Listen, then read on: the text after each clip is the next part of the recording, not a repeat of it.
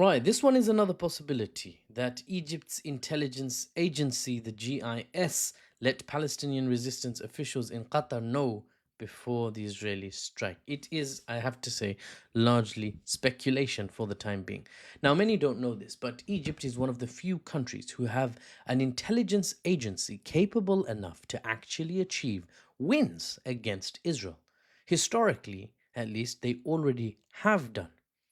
During the Yom Kippur War of the 1970s, Egypt used their intelligence to misdirect Israel, catching them by surprise when Egypt and Syria jointly attacked the Israeli state. Now, the Western spin reporting of that historical event will tell you that Israel obviously won against both those republics and will be used to spin the narrative that, oh, look, Israel's always under attack.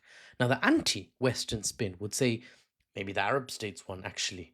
Now, I'll be analytical and unbiased and say both sides came out with wins and losses. And in actual fact, it wasn't a total victory for either side. A ceasefire was agreed and concessions made by both parties. On the battlefield, Israel came out on top overall. In terms of perception and optics, and land concessions, the Arab republics definitely gained something. The idea of Israeli invincibility, you see, was shattered. They were seen as untouchable after Yom Kippur. Not so much. They were caught off guard, after all.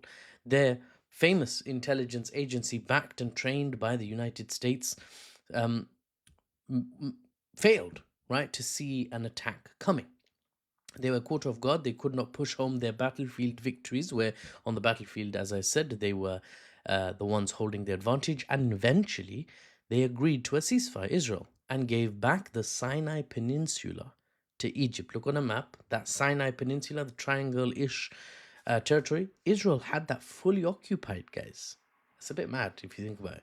Now, the Muslim world, by and large, saw at the time the short war as a demonstration that US supported Israel, though formidable, due to technological transfers from the world's, at the time, one of two superpowers and the leading superpower. A couple of decades afterwards, the Soviet Union would collapse.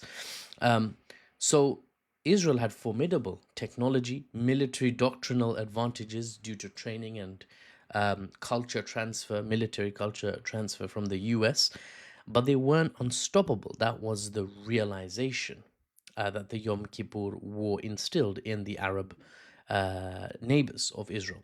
Syria didn't get the Golan Heights back, though. It has to be said those are still occupied. But Al Jolani, as his military call sign is, maybe he'll make a move at some point and address that breach of sovereignty. Who knows? I'll be there to report, of course, if anything happens.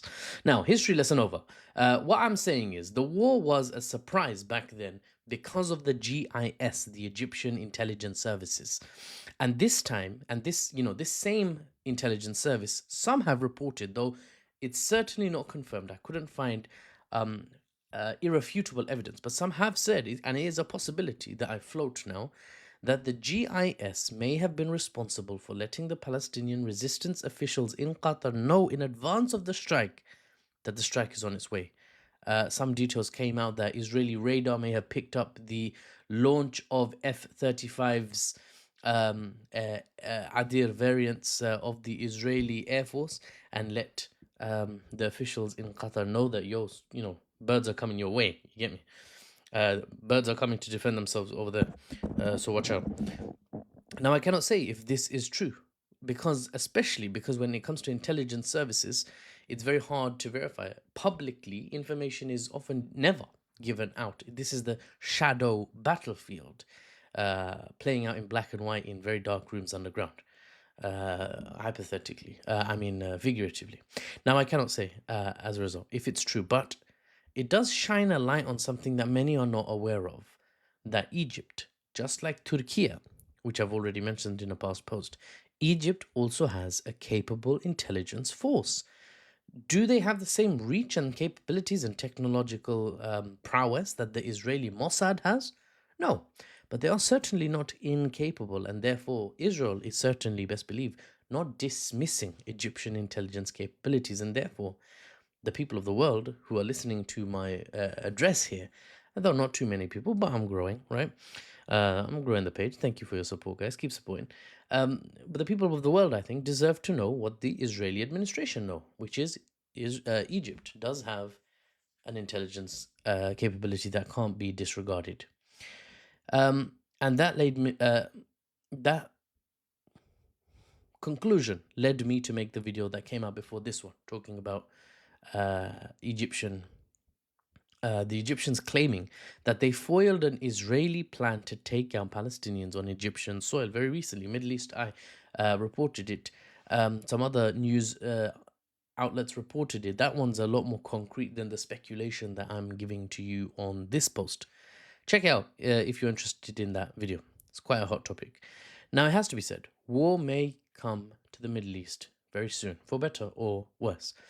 Because Egypt has made some moves recently, which I'll talk about more tomorrow. Claims by Israeli news, unspecified Egyptian officials, and Saudi news that has been cited but hard to verify. I don't speak fluent Arabic, so I can't really dig too deep. I'll have to look for translations. Sources have suggested or have stated, that Egypt is making moves to limit military movement being shared with Israel. They have a, you might think, why would they be sharing troop movements of Egyptian forces with Israel in the first place? Answer, past agreements. Remember, Egypt is still under America's sphere of influence to some degree. It's slipping, but it's still there. If America's sphere was an umbrella, one of Egypt's shoulders is kind of like sticking out from under it now and is getting drenched in the rain or warmed by the sunshine of freedom. Depends, I suppose, on how you see it or spin it. Now, if this is true, that Egypt is disengaging military intel and coordination with the Israeli state, Egypt might be gearing up for a military response should Israel try any sort of Qatar-style attacks on the largest Arab republic in the world. Time will tell, as it always does, and I'll be here to report to you the news and the analysis, unbiased and without the Western spin. Ladies and gentlemen, I am Mahfouz, and I will see you on the next one.